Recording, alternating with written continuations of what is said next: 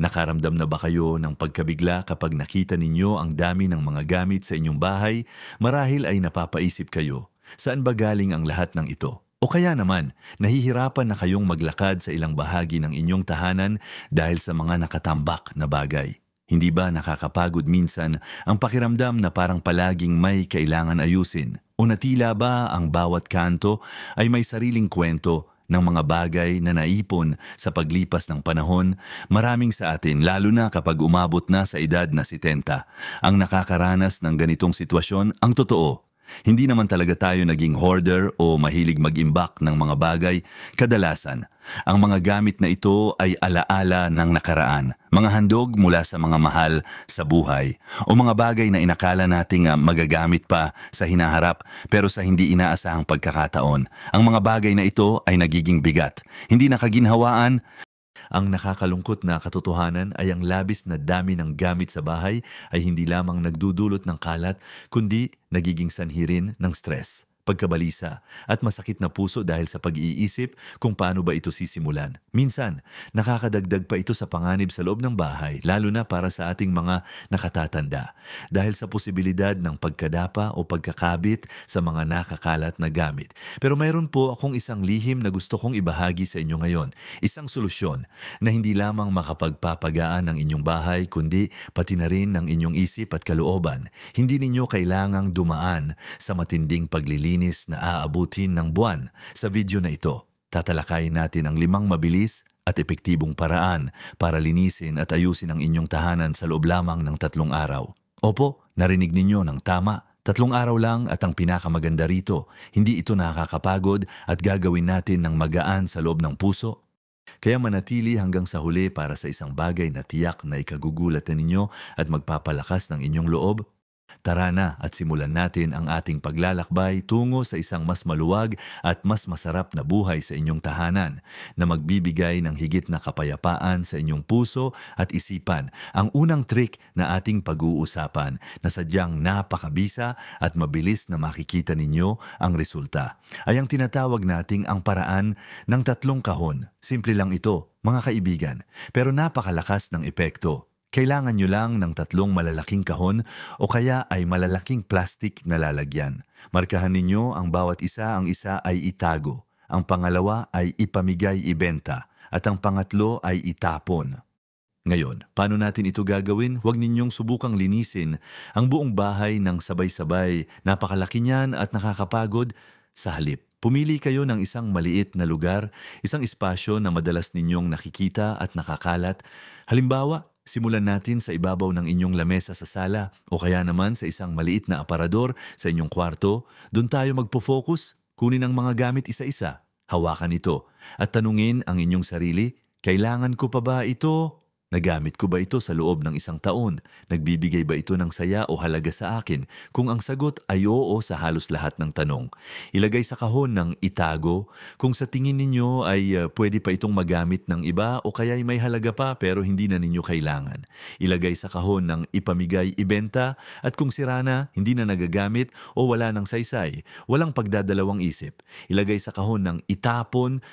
Ang sikreto dito ay ang mabilis na paggawa ng desisyon. Huwag masyadong mag-isip. Kung nag-aalangan kayo, isipin ninyo na lamang na ang bawat bagay na hindi ninyo kailangan ay kumukuha ng espasyo sa inyong bahay at sa inyong isip. Isipin ninyo, ang isang lumang dyaryo na hindi na nababasa o isang basag na tasa ay nagsisilbing pabigat lamang sa aming kultura. Minsan ay sinasabi na ang mga hindi nagagamit na bagay ay nakakakuha ng malas o nakakapigil sa daloy ng magandang enerhiya sa tahanan. Sa kabilang banda, ang pagbibigay ng mga bagay na nasa maayos pang kondisyon sa mga nangangailangan ay nagdudulot ng good karma at nagbibigay ng bagong buhay sa mga gamit na iyon. Kaya, huwag mag-atubiling magdesisyon. Sa bawat desisyon na gagawin ninyo, mararamdaman ninyo ang paggaan. Isang halimbawa ay si Aling Nena, isang kapitbahay namin na mahilig mag-ipon ng lumang magasin at dyaryo. Dati, halos hindi na makadaan sa pasilyo niya nang sinubukan niya ang paraan ng 3 kahon. Sa loob lang ng 2 oras sa isang maliit na sulok, nakapagtapon siya ng 5 malalaking sako ng basura. at nagpamigay ng ilang dosenang magasin sa isang lokal na charity. Nakita niya agad ang pagbabago at ang gaan sa pakiramdam. Nagsimula siya sa maliit at iyon ang susi. Pagkatapos ninyong magamit ang paraan ng 3 kahon sa isang partikular na lugar, lumipat kayo sa pangalawang trick na nakatuon naman sa isa sa pinakamalaking sanhi ng kalat sa ating mga tahanan, ang tambak ng papeles. Kilala natin ito. Hindi ba mga lumang bills, resibo, sulat, polyeto, flyers, at kung ano-ano pa na tila ba dumarami ng kusa. Minsan, kahit gustuhin nating ayusin, hindi natin alam kung saan sisimulan o kung ano ang itatago. Ang pangalawang trick ay paglaya sa tambak ng papeles na para dito, kailangan nyo lang ng isang shredder kung mayroon kayo o isang basurahan na may takip. At ilang folder o isang maliit na kahon, ang gagawin natin ay haharapin ang bawat piraso ng papel. Hindi ito kasing hirap ng pag-iisip. Unahin ninyo ang mga pinakanakalat na tambak ng papel, tulad ng mga nasa lamesa sa kusina o sa ibabaw ng inyong cabinet. Isa-isahing tingnan ang bawat papel. Ang tanong ay, mahalaga ba ito para sa aking seguridad o pinansyal? Kailangan ko ba ito para sa aking kalusugan o legal na papeles? Kung oo, ilagay sa isang folder na may label na mahalaga o para sa file. Kung ito ay lumang resibo na wala ng silbi, lumang bills na bayad na, o flyers na hindi na kailangan, walang pagdadalawang isip, itapon ka agad. Kung may personal na impormasyon, ishred o punitin ng maliliit para sa inyong seguridad. Isipin nyo, ang tambak ng papeles ay hindi lamang nakakalat sa ating paningin, kundi nakakagulo rin sa ating isip. Ilang beses na ba kayong naghanap ng isang importanteng dokumento pero hindi ninyo makita dahil sa dami ng iba pang papeles? Ang paglaya sa tambak ng papeles ay hindi lamang paglilinis ng bahay, kundi paglilinis din ng inyong isip. Mas madali ninyong mahahanap ang mga importanteng bagay at mas gagaan ang inyong pakiramdam dahil alam ninyong organisado ang inyong mga papeles. Isang kwento ni Tatay Ben, isang 78 anyos na retired teacher. Ang kanyang lamesa ay halos hindi na makita dahil sa tambak ng lumang dyaryo at magazine. Nang sinubukan niyang maglaan ng 30 minuto araw-araw para ayusin ang mga ito, nakatuklas siya ng ilang lumang tseke na hindi niya pa nakiklaim at nakahanap siya ng isang lumang litrato ng kanyang pamilya na matagal na niyang hinahanap. Ang paglilinis ng papeles ay hindi lamang tungkol sa pagtatapon, minsan ito rin ay tungkol sa muling pagtuklas ng mga bagay na mahalaga at pagpapanatili ng mga bagay na talagang kailangan. Mahalaga ring tandaan na hindi lahat ng babasahin ay kailangang itago. Kung nabasa na ninyo ang isang magazine o natapos na ninyong gamitin ang isang catalog, itapon na kaagad. Kung mayroon namang mga sulat mula sa mga mahal sa buhay, doon ninyo pwedeng gawin ang tricknorial tree na pag-uusapan natin mamaya. Para sa ngayon, ang layunin ay bawasan ang nakikita at nararamdamang bigat ng tambak ng papel. Magugulat kayo kung gaano kalaki ang espasyo na malilikha ninyo sa loob lang ng maikling panahon. Ngayong nailatag na natin ang pundasyon para sa mas mabilis na paglilinis sa pamamagitan ng pagharap sa mga nakakalat na gamit ang 3 kahon at ang pagpapalaya sa sarili mula sa tambak ng papeles. Dumako naman tayo sa susunod na hakbang na madalas nating kinakaharap, ang mga bagay na may sentimental na halaga. Alam kong ito ang pinakamahirap para sa marami sa atin, lalo na sa mga nakatatanda. Ang pangatlong trick ay tinatawag nating ang puso ng pagbabahagi, mga bagay na may sentimental na halaga. Hindi naman masama ang mag-ipon ng alaala, mga kaibigan, pero minsan, ang dami ng alaala na pisikal nating iniipon ay nakakasakal na rin. Ito ay nagiging bigat sa ating bahay at sa ating isip, sa halip na maging pinagmulan ng saya. Ang punto dito ay hindi ang itapon lahat ng mga bagay na mahalaga sa inyo. Ang punto ay ang piliin kung alin ang pinakamahalaga at bigyan ito ng tamang espasyo. Kung mayroon kayong mga lumang damit na galing sa inyong ina o mga regalo mula sa mga apo o mga lumang laruan ng inyong mga anak na ngayon ay may sariling pamilya na, ang tanong ay, kailangan ba itong pisikal na naririto para manatili ang alaala? Minsan, ang pagkuha lang ng litrato ng bagay na yon ay sapat na para itago ang alaala nang hindi kumukuha ng pisikal na espasyo. Gumawa kayo ng isang maliit na memory box kung saan nyo ilalagay ang iilan at pinakamahalagang sentimental items. Halimbawa, ang isang sulat mula sa inyong asawa na pumanaw na o ang ribbon mula sa unang laro ng inyong apo. Ang mga ito ay pwedeng ilagay sa isang maliit na kahon na madali ninyong balikan Ngayon, para sa mga bagay na hindi naman kasya sa memory box o sa mga gamit na may sentimental value pero hindi na ninyo nagagamit tulad ng lumang barot saya o set ng pinggan na niregalo sa kasal ninyo, bakit hindi nyo ito ibahagi, isipin ninyo. Mas masaya kung ang mga bagay na minahal ninyo ay magbibigay pa ng saya sa iba, lalo na sa inyong pamilya. Maraming lola ang nagbigay ng kanilang mga lumang alahas o mga telang gawa pa ng kanilang mga magulang sa kanilang mga apo na ikakasal. Hindi lamang ito paglilinis ng kalat, ito ay pagpapatuloy ng legacy, ng kwento ng inyong pamilya. Ang pagbibigay ng mga bagay na ito ay nagpapakita ng pagmamahal at tiwala sa susunod na henerasyon. Hindi kayo nagtatapon ng alaala, kayo ay naglilipat ng pagmamahal, kaya pumili ng iilan, ibahagi ang iba, at kuhanan ng litrato ang iba pa. Ang mahalaga ay ang damdamin. Hindi ang dami ng gamit. Pagkatapos nating harapin ang mga bagay na may sentimental na halaga, dumako naman tayo sa ika-4 na trick, mabilisang pag-clear ng mga lamesa at iba pang patag na ibabaw. Ito ang isa sa pinakamabilis na paraan para makita ninyo ang agarang pagbabago sa inyong tahanan. Ang mga patag na ibabaw tulad ng mga lamesa sa sala, mga mesa sa kusina, ibabaw ng refrigerator o kaya ay mga bedside table ay madalas na nagiging dumping ground para sa kung ano-anong bagay. Nagsisimula sa isang susi, tapos magiging resibo, dyaryo, lumang baso at kung ano-ano pa at bago ninyo malaman. Hindi na ninyo magamit ang lamesa para sa kung ano talaga ang silbi nito. Para sa trick na ito, kailangan nyo lang ng isang basket o isang malaking tray. Ang layunin ay burahin ang lahat ng gamit sa mga patag na ibabaw at gawing malinis ang mga ito. Hindi ito tungkol sa pag-oorganisa ng maigi sa bawat bagay. Ito ay tungkol sa pagkuha ng lahat ng nakakalat at pansamantalang paglagay nito sa isang lugar para maging malinis ang ibabaw. Magtakda kayo ng timer, siguro mga 10 hanggang 15 minuto. Sa loob ng panahong iyon, lumakad sa inyong bahay at ang lahat ng bagay na nakalatag sa mga patag na ibabaw na hindi naman talaga doon nabibilang ay ilagay sa basket. Kung alam ninyo kung saan ang tamang lugar nito, ilagay agad. Kung hindi, ilagay lang muna sa basket. Ang kagandahan ng trick na ito ay ang agarang pagbabago sa hitsura ng inyong bahay. Kapag malinis ang mga ibabaw, nagmumukhang mas malaki at mas malinis ang espasyo. Kahit hindi pa ninyo na-oorganisa ang mga gamit sa basket, ito ay nagbibigay ng pakiramdam ng kapayapaan at kontrol.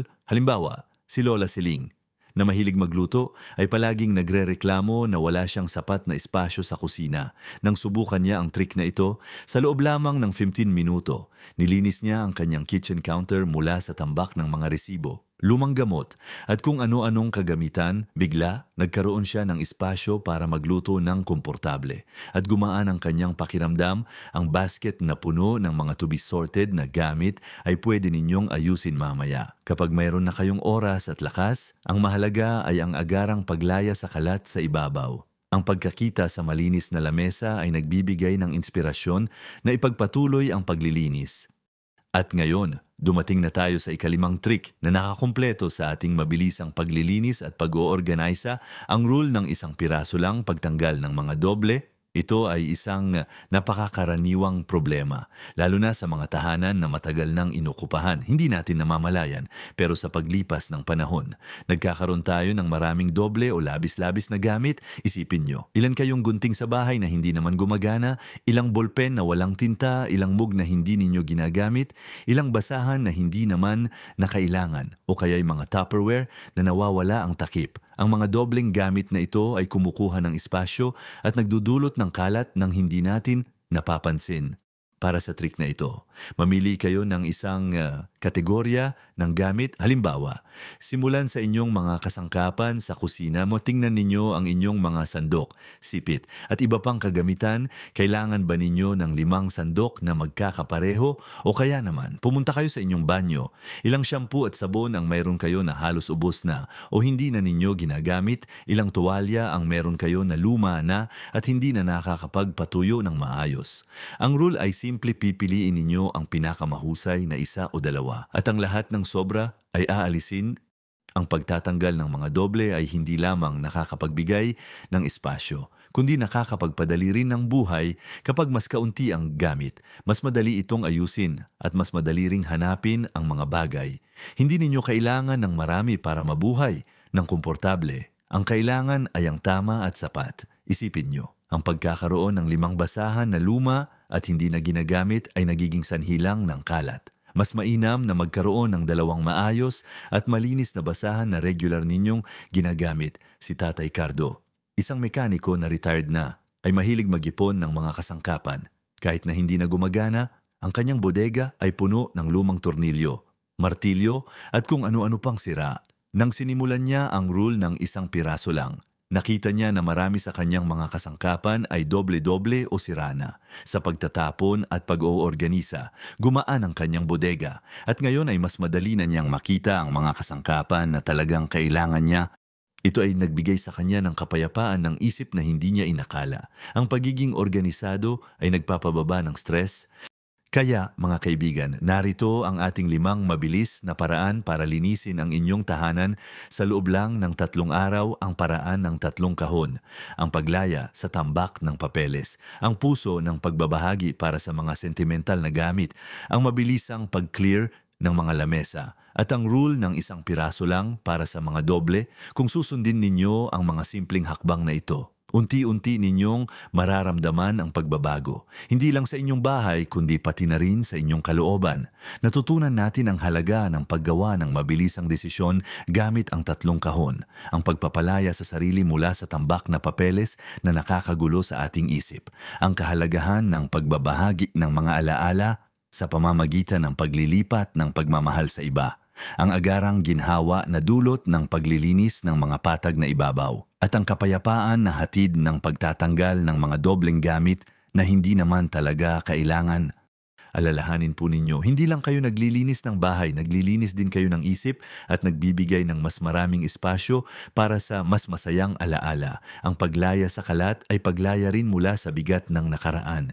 Ito ay pagtanggap sa kasalukuyan at paghahanda para sa mas magaan at mas masayang kinabukasan. Mas magiging ligtas ang inyong bahay mula sa mga aksidente dahil sa kalat. Mas madali na itong linisin at mas magiging kaaya-aya para sa inyong pamilya at mga apo. Hindi kailangang perpekto ang inyong tahanan. Ang importante ay maging maluwag ito at maging kanlungan ng kapayapaan para sa inyo. Huwag kayong mag-alala kung hindi nyo man matapos ang lahat sa 3 araw. Ang mahalaga ay ang simulan ninyo at patuloy na gawin ang maliliit na hakbang araw-araw. Ang bawat maliit na paglilinis ay isang malaking tagumpay.